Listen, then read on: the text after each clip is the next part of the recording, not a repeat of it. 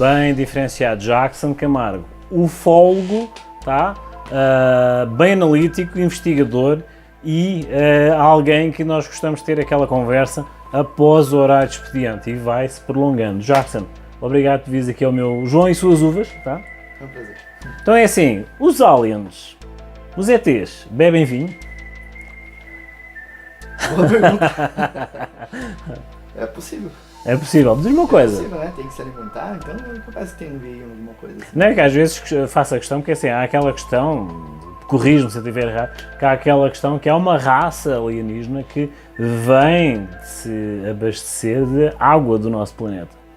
Tá? É assim, agora a minha questão não é assim, não é vinho, mas diz-me uma coisa. Eu geralmente, nos bastidores, estava a falar com o Jackson naquela questão de os locais de aparição. Aparentemente é bem disperso e eu estava a relacionar a Cabernet Sauvignon. Cabernet Sauvignon geralmente é uma casta que se dá em qualquer terroir, em qualquer ponto ou altitude e desenvolve, sendo a rainha das uvas tintas. E nessa questão vou fazer essa pergunta. Existe algum padrão de avistamentos ou é bem generalizado de alienígenas? Olha, existem alguns padrões que a gente observa, né? Mas é um fenômeno que ocorre em qualquer lugar do planeta, em qualquer condições de tempo, de temperatura, qualquer altitude, né? Ocorre em todo o planeta, em todos os biomas, digamos assim. Então, mas existem padrões específicos de manifestação. E que padrões são esses? De formas de objeto, de movimento, tipo de criatura observada.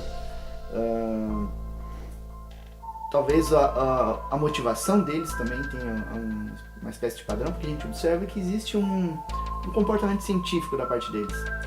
Eles vêm, coletam plantas, amostras diversas, amostras de solo, de tecidos, estudam nossa tecnologia, estudam a sociedade humana, as emoções que a gente tem. Então é bem possível, inclusive, que eles desçam com dinheiro, por exemplo, coletem algumas uvas para fazer experimentos, né?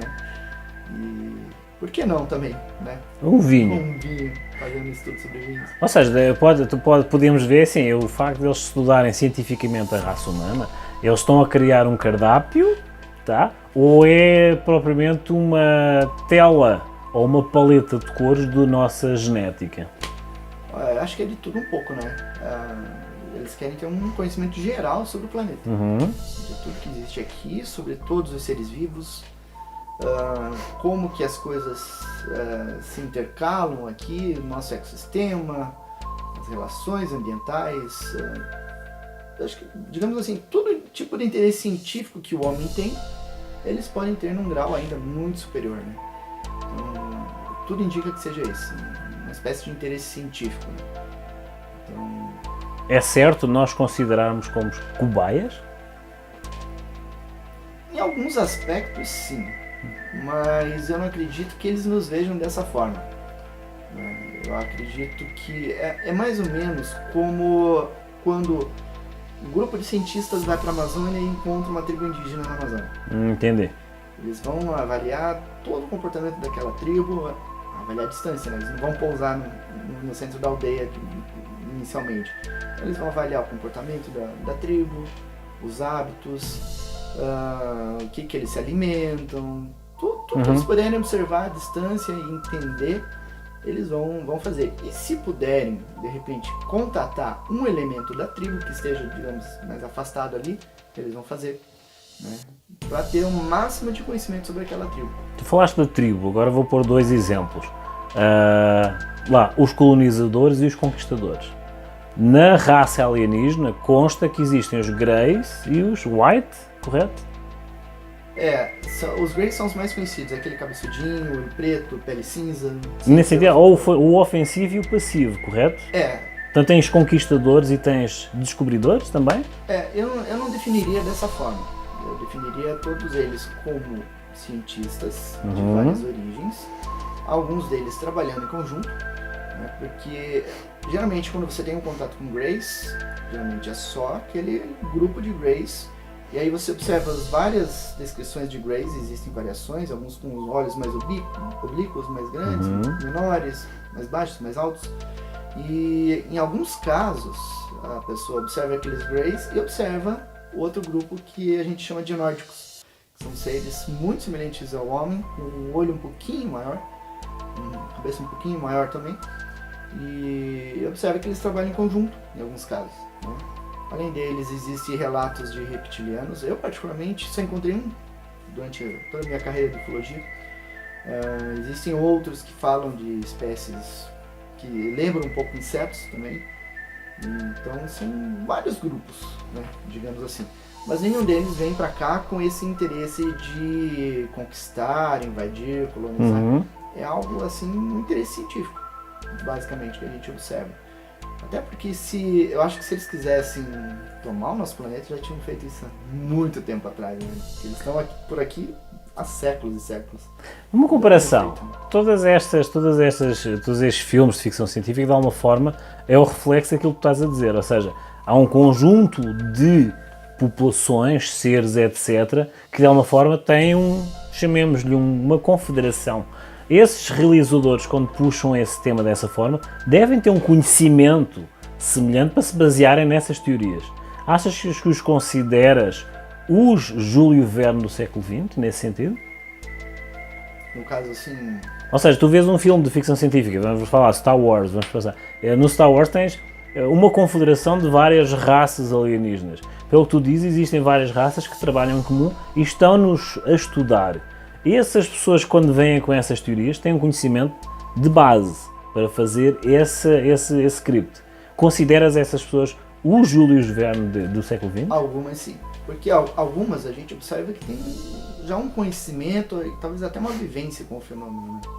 Agora outras a gente observa que é puramente ficção científica, assim, vou criar uma história que nem a Independence Day, é uma história basicamente de patriotismo americano, né? Envolve lá o 4 de julho e tudo.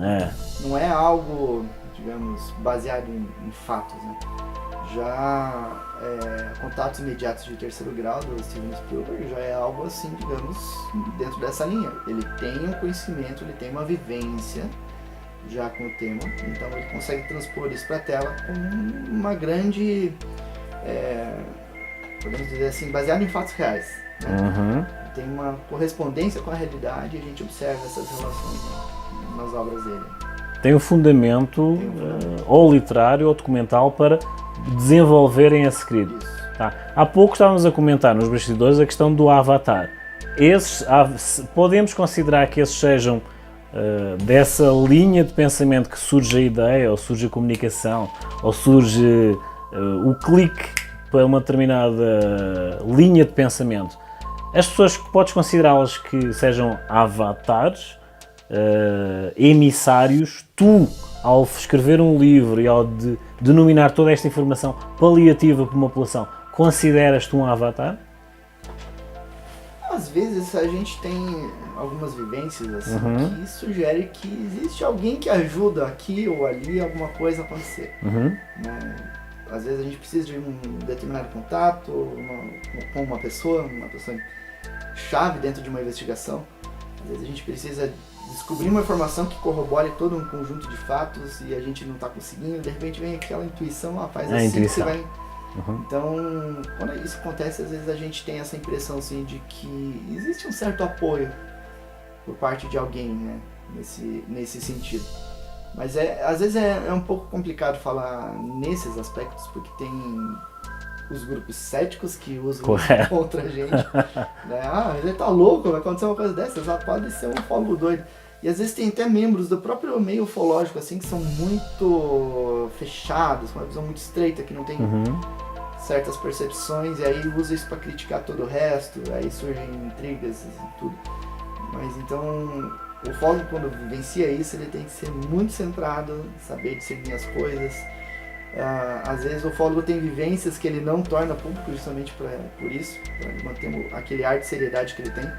Mas tem muita informação que às vezes vem na base da intuição mesmo. Tu tiveste uma experiência, não é? Tu tiveste uma experiência pessoal que, de alguma forma, na infância, foi isso que te puxou, inicialmente, para essa curiosidade. Conta-me um pouco, como é que foi essa experiência? Olha, nas férias de verão, na infância, quando eu tinha entre 4 e 12, 13 anos, talvez até faixa dos 15 por ali, passava as férias de verão no sítio dos meus avós, que ficava no interior do estado. E esse sítio, eles moravam a 17 quilômetros da cidade mais próxima. E não tinha energia elétrica na época, na casa deles, não tinha... Era muito rústico, né? Então quando anoitecia, você tinha céu estrelado magnífico, né? E sendo assim, bastante isolado, o povo ali tem um misticismo muito forte. Então, quando as famílias se juntavam na beira do fogão a lenha, como não tinha televisão, não tinha nada, eles ficavam conversando. Aí você tinha história de vida deles, tinha história de visagens, fantasmas, assombrações, coisas de folclore, Mãe do Ouro, Boitatá, essas coisas. E eu ouvia aquilo tudo bem fascinado, né? E aí quando eu queria olhar o céu, eles tinham que me levar lá fora e ficar junto comigo, porque eu não tinha coragem de ir sozinho, com medo de ver essas coisas. E aí, quando anoitecia, para não ter que ir lá fora, eu já fazia tudo que eu precisava fazer. Aí eles tinham o banheirinho lá fora, aquela casinha longe da casa. E aí então, fazia tudo que tinha que fazer. Só que numa determinada noite, anoiteceu, escureceu e aí veio aquela vontade muito forte de ir no banheiro, né? Aí minha avó falou, eu vou ficar aqui na varanda, que era cobertinha, você desce e vai ali na frente, eu fico de olho aqui, não vai acontecer nada. Aí eu saí, fui ali na frente, quando eu virei para voltar para casa, havia um objeto redondo em cima do telhado da casa, né? Do tamanho do telhado mesmo, assim, o quarto horário do telhado, esférico, né? E ele emitia uma luz que iluminava todo o telhado. E aí eu vi aquilo, a primeira coisa que eu queria fazer era gritar pra minha avó. A voz não saiu. Tentei correr, não conseguia me mexer, né? Aí só mexi o olho e eu vi aquele negócio sumir em direção ao céu, né? Uma velocidade muito alta. E aí eu me soltei e fui correndo pra minha avó. Falei, avó, você viu o que era aquilo e tal?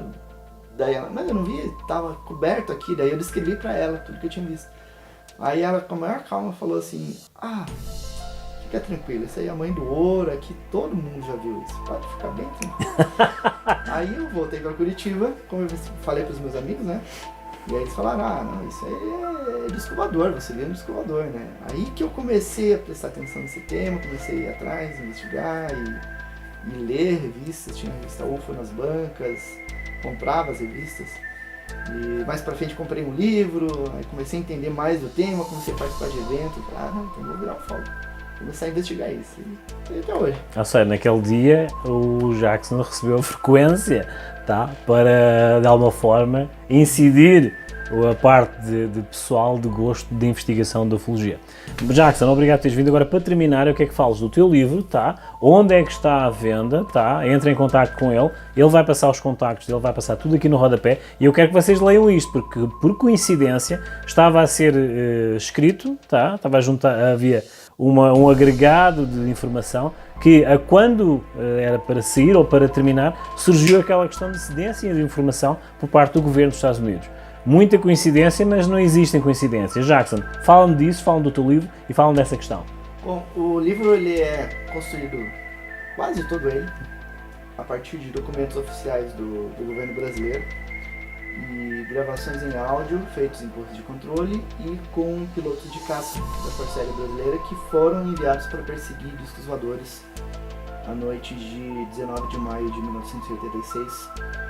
Foram, no mínimo, 21 objetos, provavelmente foi muito mais do que isso. Um dos objetos tinha 1.500 metros de comprimento e foi avistado, captado em radar e tudo. E praticamente todas as cidades do estado de São Paulo, Rio de Janeiro, algumas cidades de Minas Gerais e Goiás foram sobrevoadas naquela noite, apareceram em radares, então criaram toda uma confusão no espaço aéreo do Brasil e do Uruguai. Toda essa área ali abaixo de Brasília, litoral de São Paulo, Rio de Janeiro, até o Uruguai foram sobrevoados por UFOs naquela noite. É o caso mais bem testemunhado da história da ufologia mundial. Acho que nenhum outro caso da ufologia mundial teve tanta testemunha quanto o caso que eu apresento nesse livro. E depois que ele foi publicado, eu encontrei muito mais informação, muito mais testemunhas relatando diversos elementos, diversos fatos que eu apresento nesse livro. Então ele é recheado de de evidências e documentos e comprovações. E coincidências, não é? E coincidências. Aham. Diz-me uma coisa, onde é que o pessoal pode encontrar o teu livro para compra, tá? E através do contacto tu dizes que pode ir autografado, então. Isso. Vocês podem comprar comigo, né? Tem o WhatsApp e os canais de contato que vão ficar aí junto do vídeo. E compra comigo, eu mando autografado para você na sua casa. Um autógrafo de um avatar, vocês já entenderam, tá? O que é que eu quero designar como avatar? Uma coisa diferenciada, única, e lá está, Jackson Camargo. Jackson, obrigado por teres vindo aqui ao João e Suas Uvas, tá? Como já viram, é assim, o ET, se beber vinho, também come. Portanto, é assim, temos aí a gastronomia alienígena.